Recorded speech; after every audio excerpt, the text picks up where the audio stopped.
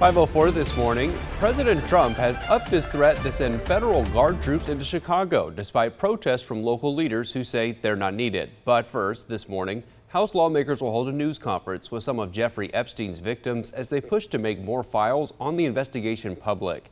Democrats and some Republicans say yesterday's drop of more than 33,000 documents contained little new information. Jared Hill has the latest.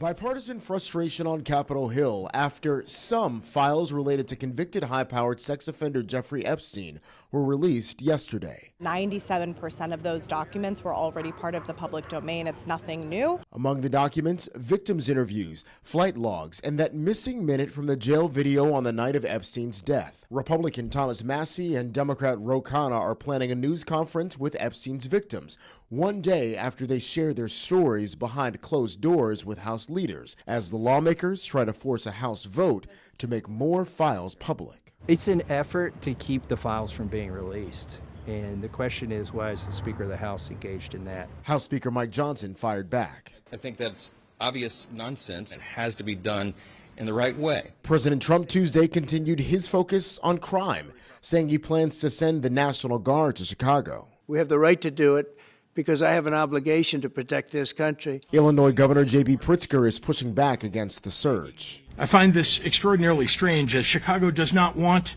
troops on our streets. Talk of sending troops to another American city comes after a federal judge yesterday ruled that the Trump administration violated the law when it sent National Guard troops into Los Angeles to quiet immigration protests in June. The White House plans to appeal the ruling.